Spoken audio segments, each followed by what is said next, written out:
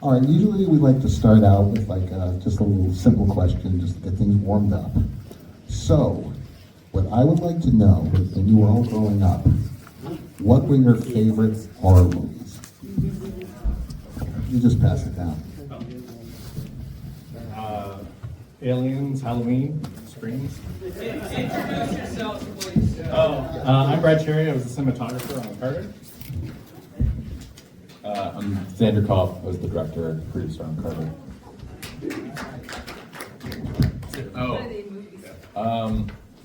For me, I think the movie that scared me the most when I was really young was Jurassic Park, which I love. Not quite horror, but yeah. Chris Lee, producer on Quiet. Hi, I'm Taro. I was the writer and director of Quiet, two movies. I'm not a horror movie person, so you're, which is ironic, but. For me, probably Jaws was like the scariest thing when I was younger. Still probably one of the scariest things. Like if I rewatch it now, I don't know if I'd be able to make it through. I'm Taro O'Halloran, and I was the director and co-writer of Humanzee. Like Jurassic Park too, like the T-Rex stuff scared the shit out of me. But then also Halloween is also one. So Halloween Die Hard over here. All right, why don't we take some questions from the audience? Yes, sir. For Carter, why did you choose that as it also, that's the first adaptation of that short story, right? I've never seen any. You said that there's one out there. There is one other one out there. Oh, Yeah. damn. But it's the other one is a comedy. They made a big joke. Yeah, so it was actually Brad who found the short story and sent it to me, and I was like, this would be a lot of fun to film. And so pretty much as simple as that, as he found the short story, it had recently become public domain, and we're like, okay, let's make this movie.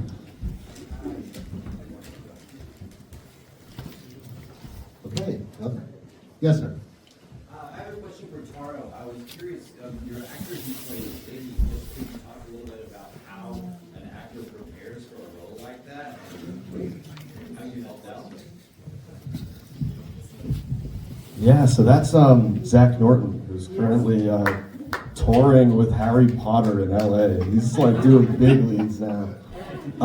He actually, I've known him since high school, and like we go back, and when I first sent him the idea, and I was like, could you send me a self-tape of you running around making chimpanzee noises? He didn't send anything back to me because he thought I was pranking him. But in terms of preparation, like, I sent him some chimpanzee documentaries, and I kind of told him, you can take a look at these, or you don't have to. I kind of left it up to him, and we did a little bit of talking. I did some. I kind of told him like how I imagine Ziggy, but really like we didn't get too deep into it, just because I love to be surprised too by actors, so I don't get too deep into it. And with him, like we had no idea how the makeup would look until the day of. We didn't have the money or the time to test it, so like he got in that 5 minutes in, we're rolling, so that just sort of appeared. All right. Who else? The makeup was great. Thank you. Everything? Oh, I see somebody in the back. Can I ask everybody a question? Sure. Is it scary when you're filming it, more so than when you watch it? Yes. Yes, but like for different reasons. Because you're stressed on set, like to be clear, that's why. Yeah, I mean, we shot ours at night, so we were scared of the sun coming up. More than anything, yeah. But the birds chirping was an interesting one because it added ambiance to the film, but they wouldn't stop all night. So that was like an interesting one, and I like talked to the sound mixer on set, and he's like, "There's nothing I can do." I'm like, "All right, hopefully it works in the mix," and it was like consistent enough that it worked. Like if it had been coming in and out, but because it was so consistent, it actually I feel like added to the film. It was a little scary. We filmed at like up by my parents' property, and it turned into a swamp. It was hard land when we started, and it was like almost knee-deep mud by the end. So that was pretty tough. That was scary. Yes. How did you guys make the door to help? Oh. I mean, that was a whole thing. So we dug a 2-foot hole in the property, and the other stuff is actually shot on a soundstage on a 10 foot. How high is it? It was 10 feet steps. 10 feet We had to steps go in up. the studio. We had to go up 20 with the camera. Yeah. Yeah, I mean, it was, so we like had a blue board inside the hole, and then we just matched the angles. So I have a bit of a background in VFX, so I knew it was like, okay, just need to make the measurements exact. And then we also had in studio, like a video coordinator who was able to do overlays live, so we were able to kind of match it up, which made a huge difference because it's all about like the precision there. And then there's still like a ton of work in post of just like making sure that the edges were seamless and that kind of thing. So that was a whole process as well, but just getting matching plates so that the shots matched exactly was huge in order to make it work. It's a lot of math. A lot of math. Yeah. Math and measurement. Great. Yes, all the way back. Not quiet. I love the speaker's eye view. What was the inspiration for that?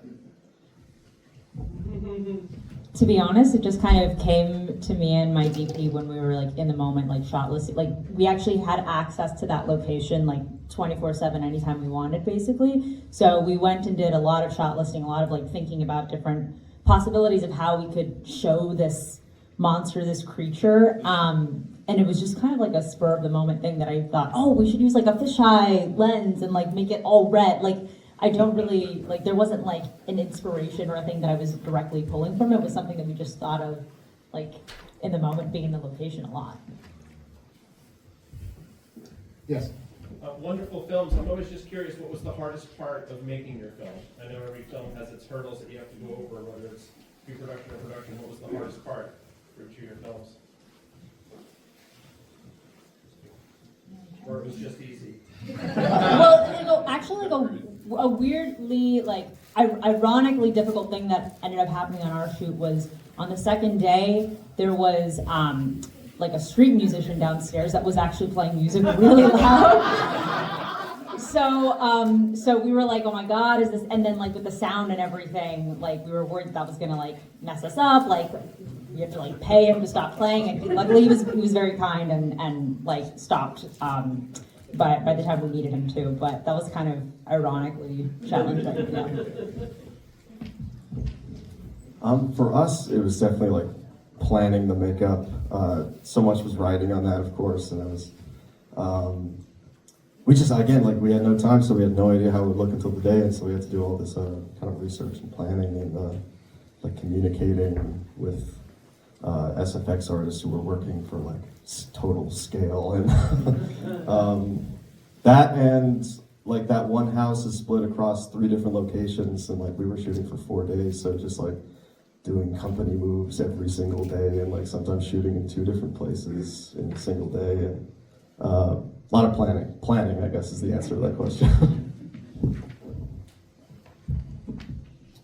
Yeah, I mean, I think we had some logistical challenges for sure. One was like building a cemetery from scratch, which we built in Toronto out of like a couple garages with like foam core and like drywall mud, and then we had to bring all those tombstones up like an hour and a half north of Toronto to where we were shooting. So that was challenging for sure.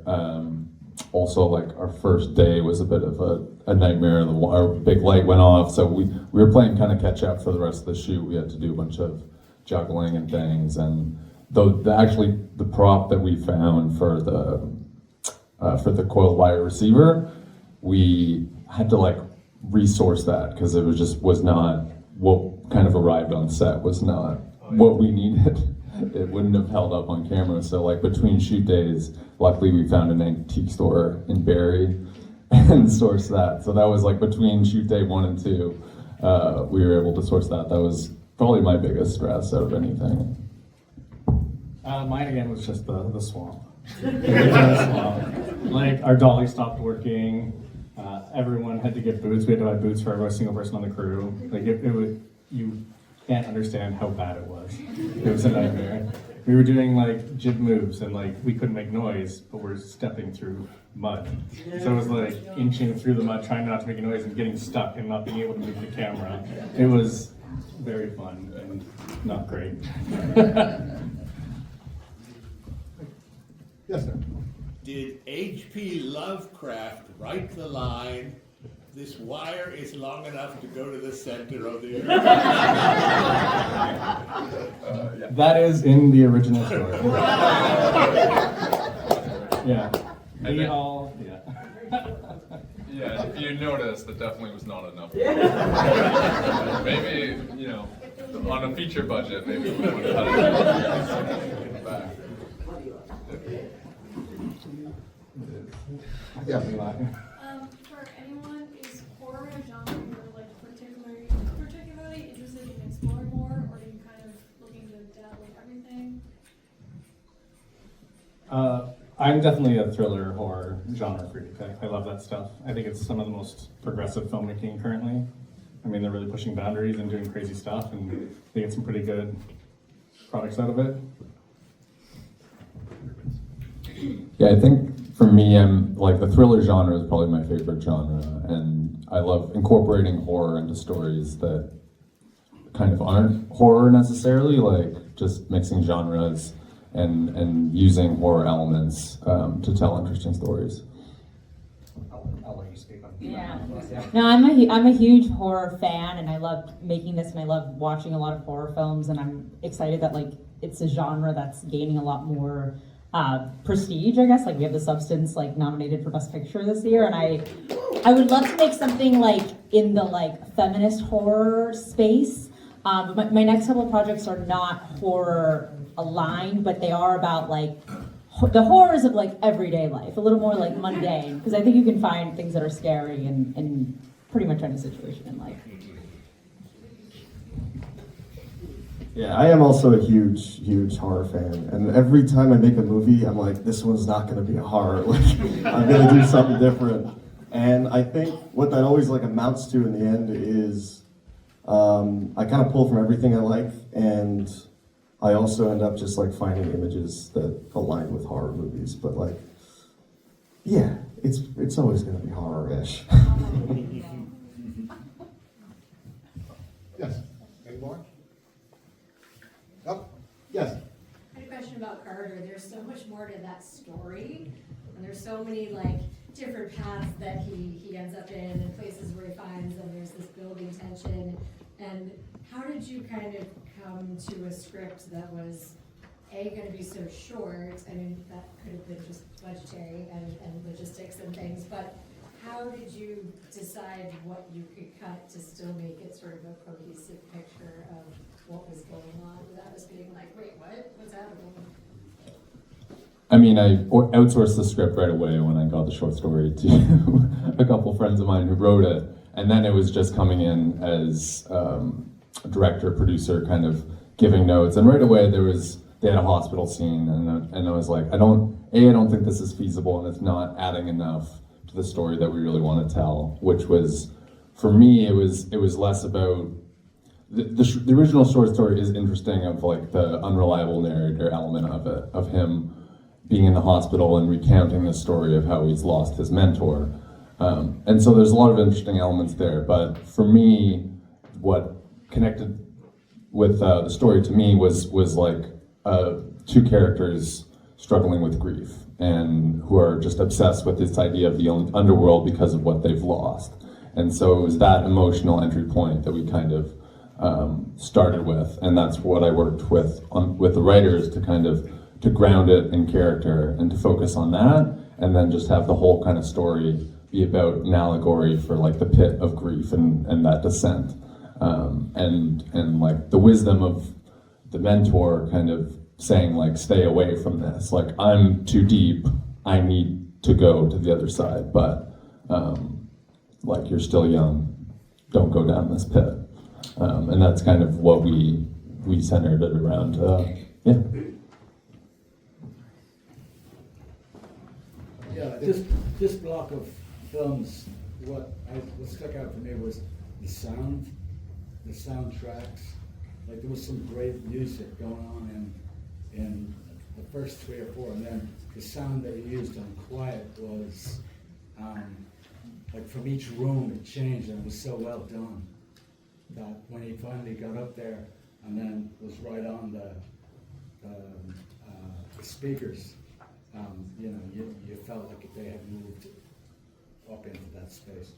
But yeah, your soundtrack, like all of you had to talk about, the music that you use for your film. Does anyone want to start? Yeah, go ahead. Okay. Yeah, I mean, I really have to give kudos to our composer, Dylan Miller. She put together a great score, and it just complemented the film beautifully. All the like ethereal vocals were her, and it just added like a real eerie element to the film that I think really was great. And right from the get-go with the script, I knew that there was going to be some interesting sound design elements with like the clicking and the receiver, and just telling a story from Warren's perspective after she descended and never seeing her. So I knew that like layering lots of elements there was going to be super important to telling the story, and that coupled with the score, I think, was huge. And shout out to our sound mixer too, Chris Anderson. Yeah, I think for us, our sound mixer was fantastic in terms of blending a lot of, like you mentioned, different profiles of the sound and the score for different rooms depending on where the main character is. I think we saw a couple laughs for when the credits rolled, and I think some folks saw what the song was actually called, which it's called "I Want to Eat the Man Downstairs." I remember we were talking with our cinematographer, and it's actually composed by one of his friends, Steve Furtado, and he was. I think it was one take. He just thought of something. He got it as soon as I said. I was like something like J-poppy, and I gave him like a reference, and I was like, "Could you do this?" And he sent the file, and the file was titled "I Want to Eat the Man Downstairs." So it just kind of stuck. But I think with sound, you have fun with it, and I think it helped to serve part of the story as well over the course of the movie. So, yeah. One more. Yeah, I see folks filing in, so I'll be very quick. But yeah, we were incredibly lucky to get a trio in one with Dan Wool, who did both the music, the sound design, and the sound mix. He's like an absolute mastermind. He composed the score for my favorite ever film, Mad God, and I emailed him and I'm like, would you do this crazy student film? And he did it. And initially, like, he did the score, and then I was trying to do the sound design myself, which was ridiculous because he's trained by the guy who did Apocalypse Now, and like, eventually I was just like, Dan, like, come on, let's do it. But yeah, that was a long process from like beginning that all the way to the final mix. Okay, before we end, I understand we have a large number of people from the films, especially Humanzee. In fact, when I found out how many people were going, I was like, wow, invasion of Humanzee. We shot this 20 minutes away. So why don't we have the folks stand up from the crew, from the